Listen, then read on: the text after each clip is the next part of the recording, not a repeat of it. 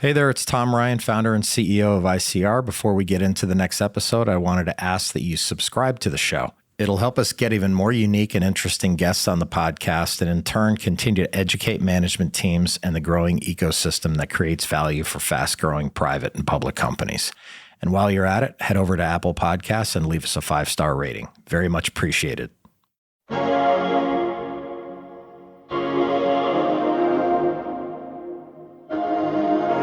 So, hey, when you're shopping, it's very exciting. You get all excited. Then you start involving your interior designer or your builder or your contractor. And then all of a sudden, delays start to happen. More often than not, your story isn't about the products you sell. It's about the brand connection you create with your consumers. So we really want to shepherd you all the way through that process, from the fun inspiration part through the more painful part of getting the project planned, and then getting to the fun part where you're actually going out and you're grilling and you're inviting your friends and family over to enjoy the backyard with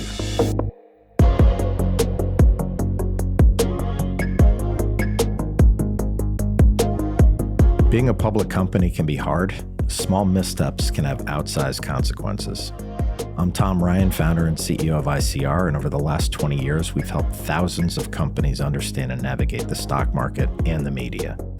We'll demystify these and other increasingly complex stakeholder groups so you can focus on what you do best, building your company and unlocking your true potential. This is Welcome to the Arena.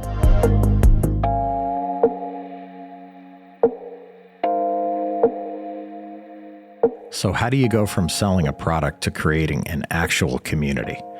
Ask the team at BBQGuys.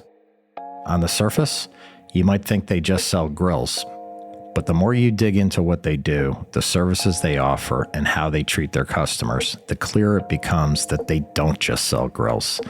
They're selling family time, game day with friends, sharing a meal and relaxing outdoors. They're also bringing people closer to what their dream home can be, and holding their hand every step of the way. So what does that look like from an operational perspective? Well, we have just the guy to talk about it. Russ Wheeler joined BBQGuys as CEO in August of 2020 after 25 years in online home improvement. In his time with BBQGuys, he's overseen incredible growth. And together, we'll be looking at the addressable market, how he builds his internal teams, and how the BBQGuys brand is thriving without disrupting their key partnerships. Let's enter the arena with Russ Wheeler.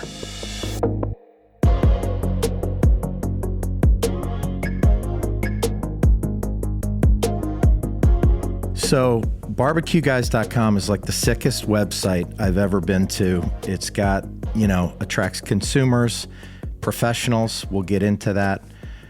On the site, grills, smokers, outdoor kitchen stuff, barbecue accessories, steaks, burgers, fire pits, heat lamps, really everything for kind of that outdoor backyard party experience. And it feels like you're building a community, number one.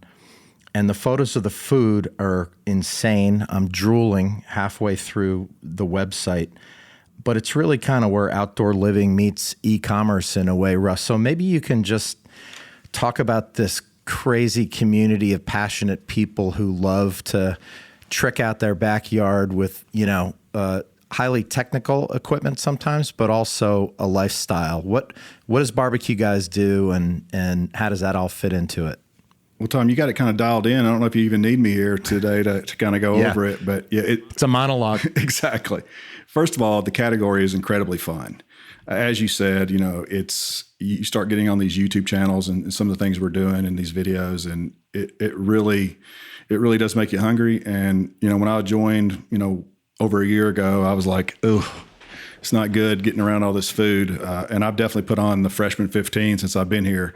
So it's a challenge. So you got to keep exercising, but there's a lot of really, really good things that we're doing. And we do everything, like you said. BBQGuys is a platform for this community. So we absolutely want to help you solve whatever you're doing in your backyard, whether it's a full outdoor kitchen where we'll do an online outdoor kitchen design for you, or just help you upgrade your grill.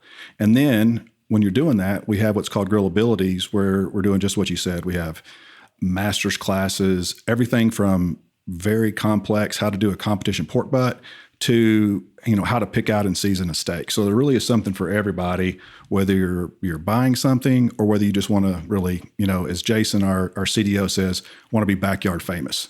Yeah, totally agree. And it's intuitive to anybody who hears that story. When you showed up in the middle of COVID, obviously, on the one hand, people didn't know how this was going to pan out. On the other hand, you knew people were going to be at home and cooking for themselves, and that was a good opportunity. But what did you see that Brand Velocity Partners, which was the private equity firm backing the company, what did they do different that attracted you? And, how do they still help kind of push the business forward with y'all?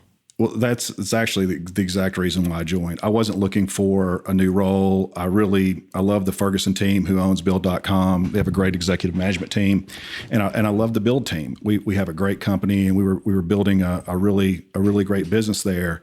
And actually, the founder of Build.com, Chris Friedland, was down there doing some consulting for Mike Hackley, who's the founder of BBQGuys.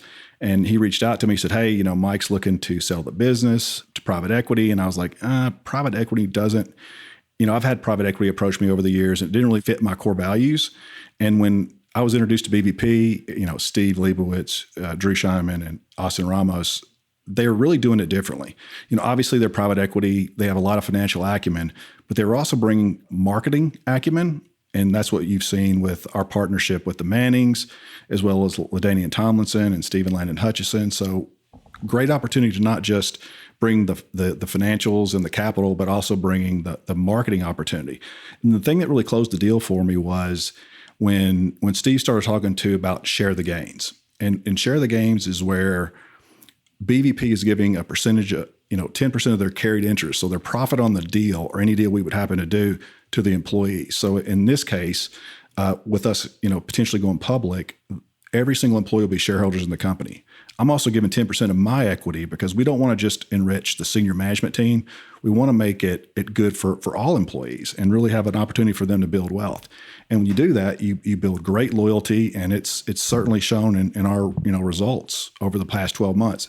I've done a lot of acquisitions over the years, and I've never seen the existing team buy in to the future owners so quickly and so positively. So that's really been a really nice thing that helps us grow the business profitably, but also bring everybody along on the ride with us. Yeah. And so many private equity firms, you hear these stories, horror stories that can really make your life miserable. And obviously they have other people's capital and their job is to get a return on that capital, and everybody gets it. But when you can share that across an organization, now you're talking about, a lot of people might sell grills and outdoor products and things like that. But when you've got the culture piece right in a company, things can really explode. And it looks to me like the financial performance of the business has just been incredibly consistent. It jumped out to me. When you look back at the historical growth, even before you got there, it just seems to be a very consistent and reliable business. And what do you attribute to that? So the culture when we joined the company was great. We had a great company, great culture, Louisiana roots.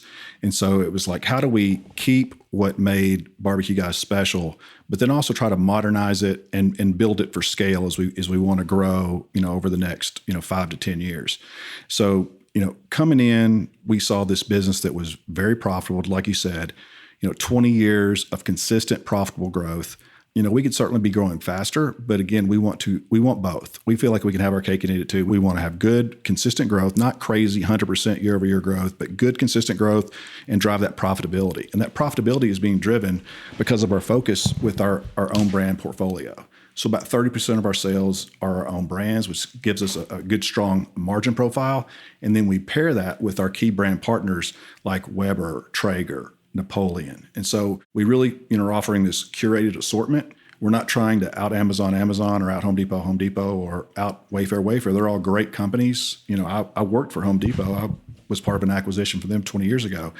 They're great businesses. So we really try to stick to our strengths, which is this curated assortment.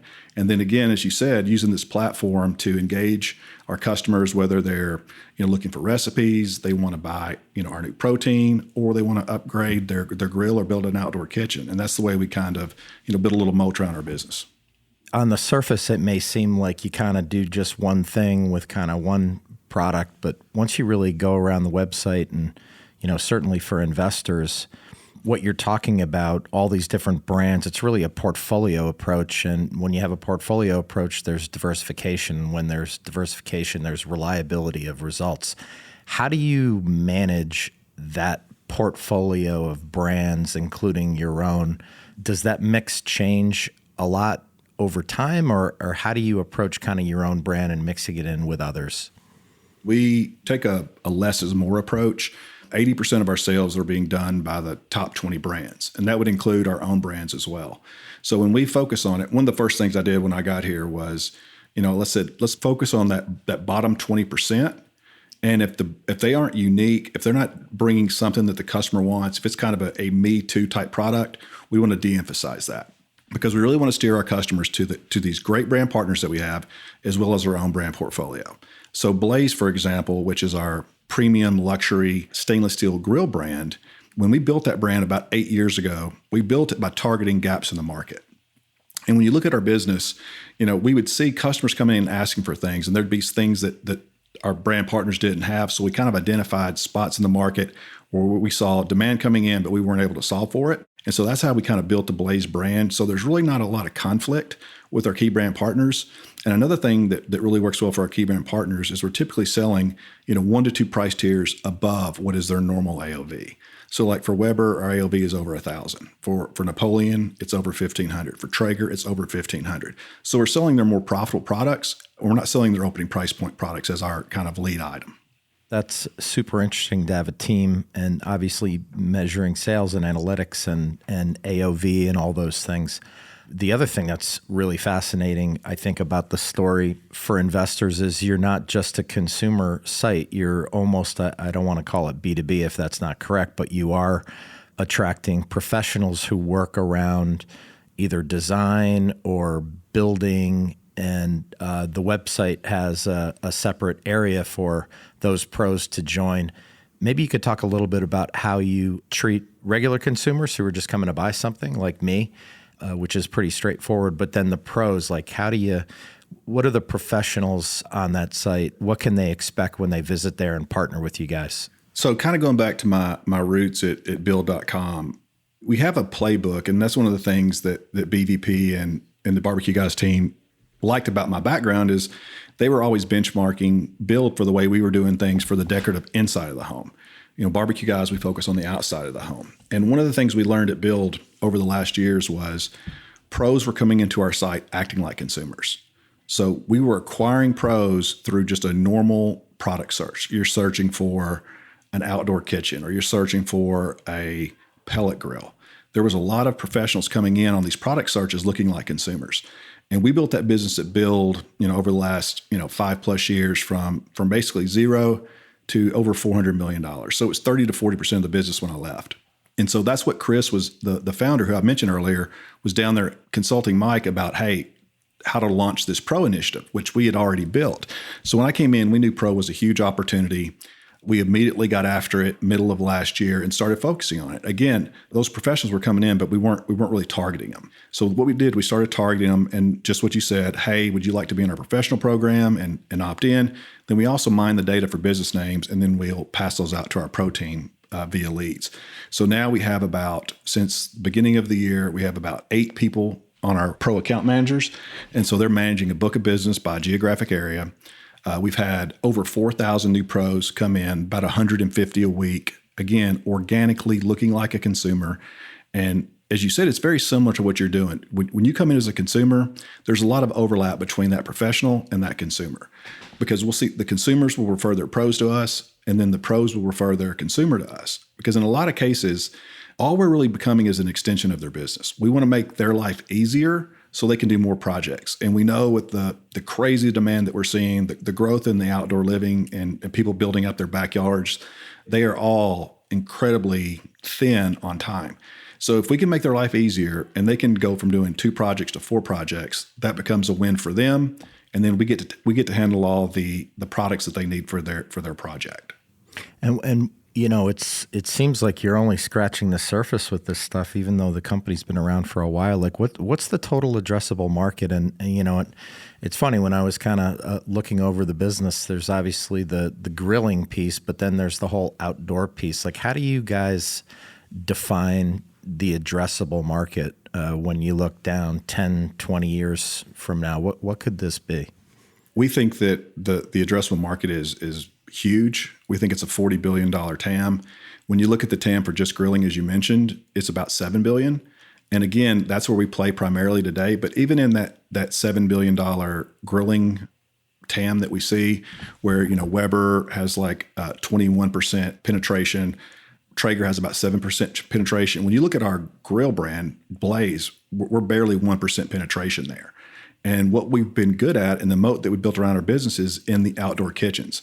So most people think of grills, they think of freestanding grills, that's what Weber and Traeger are super good at and do a ton of. Well, we're not even really.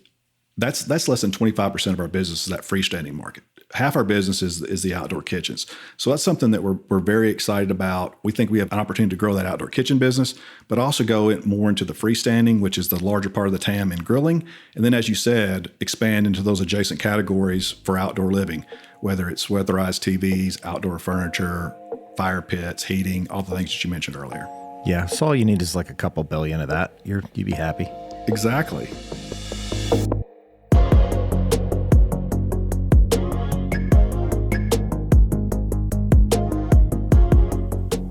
Beyond their excellent products and great delivery, BBQGuys has found success by really understanding their consumer. They've harnessed the excitement of backyard celebrities and helped weekend remodelers pursue their dream. They've also found creative ways to let their consumers interact with their company and each other. And that allows them to build a brand connection like very few companies. It's a fast-growing and expanding market, and BBQGuys have the execution chops to take advantage. So the way that we kind of differentiate ourselves is, again, BBQGuys is a platform. It's not just an e-commerce platform, but it's a content platform as well. We want to continue to grow and develop that and bring this community, that not just the content we create, but create a platform where our customers and the people that are members of that community can post their own content, again, and share all these ideas and keep them active on our site. If you look at our data like we said, we've had this 20 years of consistent profitable growth. We also have 20 years of product and customer data. So again, we're using proprietary, algorithms to do our, product searches, and how we push things up to the top of what we call the beachfront real estate on page 1 on the product drop. That's based on demand. It's based on whether they're a key brand partner of ours, and it's based on what our customers are looking for and customer reviews. So we really have great information. And then again, we put it very front forward to the customer. Would you like to chat? Would you like to get on the phone with us? Because again, you're spending a lot of money. It's a complex category, and we want to answer your questions. We don't want you to be afraid of this. We saw the same thing at Build. One of the biggest challenges with outdoor projects in general, over 50% of them do not get finished because they're complex. So, hey, when you're shopping, it's very exciting. You get all excited. Then you start involving your interior designer or your builder or your contractor.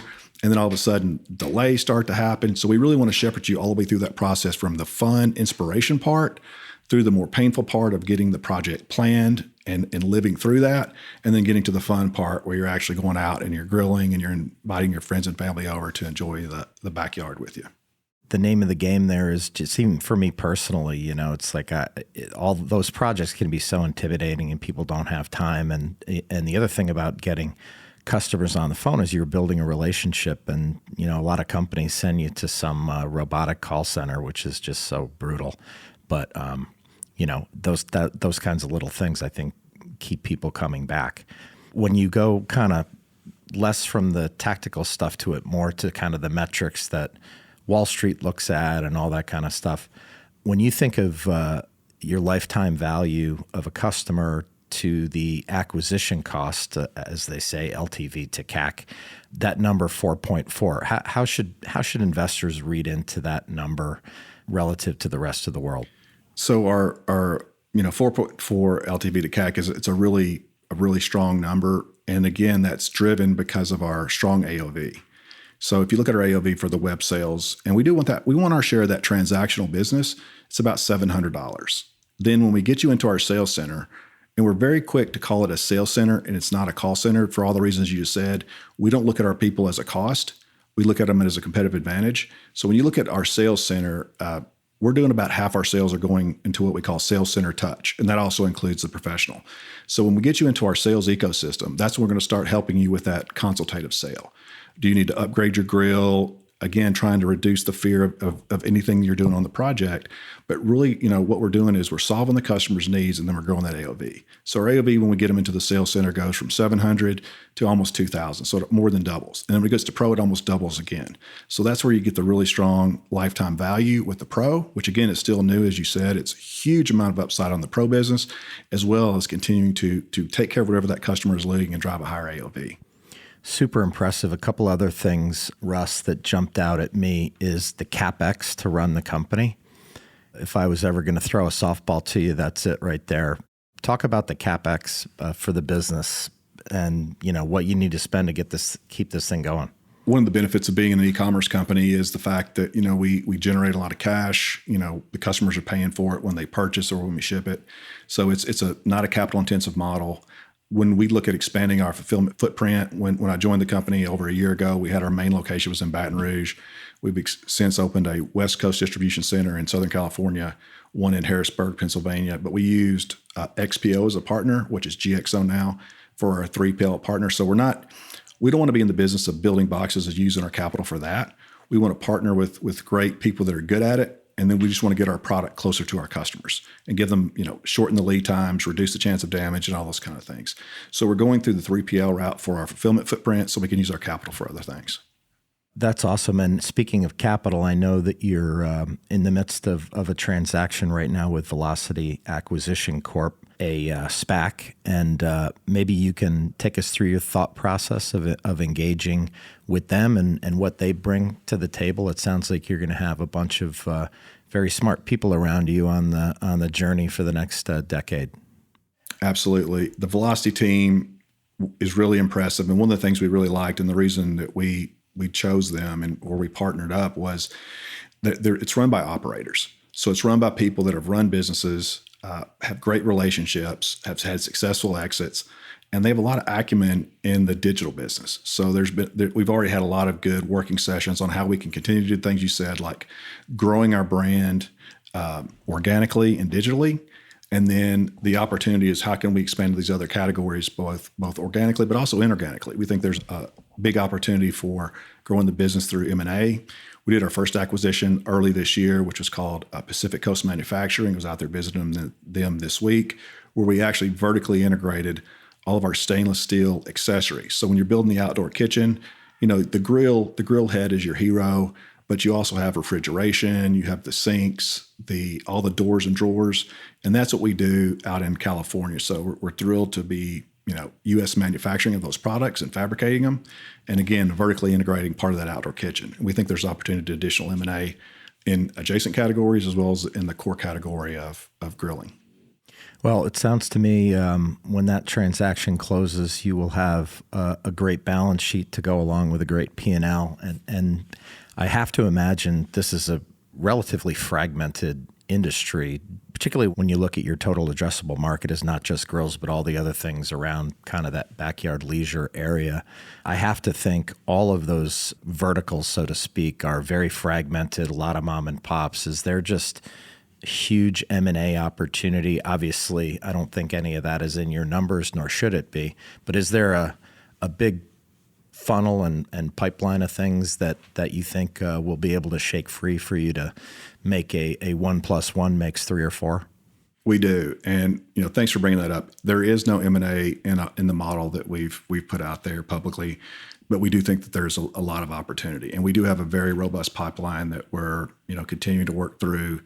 But yeah, we're very excited about that. There's a lot of interest right now with the excitement around the category, so we absolutely think M&A is going to be a big part of our future growth. And in terms of the organic growth, it just seems like you've, obviously taken great advantage of COVID. You have a amazing senior team that it looks like you've assembled. Maybe you could just give a comment on the senior team, what everybody brings to the table, how they could, double, triple this business over the next 10 or 20 years, or maybe even sooner. Tell me about the senior team. So when you look at our team, again, we had a really good core team that was there when we acquired the company, but we've also accelerated it by bringing in, strategic people in operations, sales, again, focusing on the pro. Trent, who's our CFO that has public company readiness, he was with Eaton for over 20 years, went through a SPAC process with Rampac. So we've really got a strong team that we're assembling so we can be, public company ready. And again, as you said, grow organically. We think we got a lot of runway to grow organically, not just in the grilling space, but in the adjacent categories as well. Russ, thank you so much. It's all about the team and the brand. And it sounds like you have so many people who are amazing at building brands and that sort of thing. It certainly bodes well to be able to build on all of the success in the past, even before you got there, obviously, and into the future. And I think, when I tick down the investment highlights, large and growing addressable market. Tell me if you disagree with any of these. You probably wrote them. Compelling financial profile, strong profitable growth, great platform value proposition, curated portfolio approach with great brand partners and own brands, multi-channel sales, proven marketing engine that seems to get smarter and better every day, and obviously a great leadership team with a track record of success. So Russ, listen, we wish you the best of luck with the BBQ Guys. I think everybody listening here is going to become a customer. You're crazy if you don't go to this website because it's just awesome for barbecuing with the guys out back for the family, or it's college football season. And so, or down at LSU and anywhere else. But Russ, thank you so much. We really appreciate you coming on the podcast, and fascinating to hear about the business. Tom, we appreciate the kind words, and we're thrilled to be here with you today, and, go Tigers.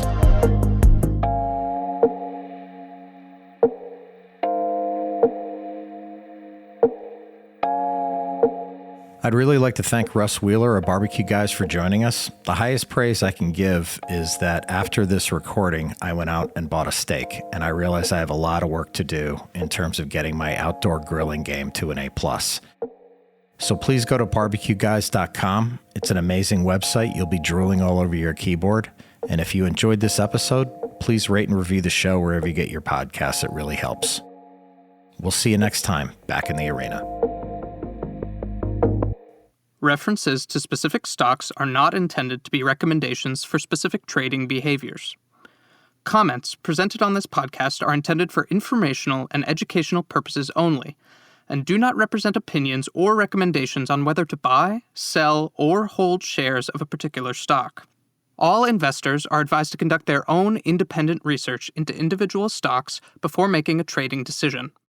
In addition, investors are advised that past stock performance is no guarantee of future price performance.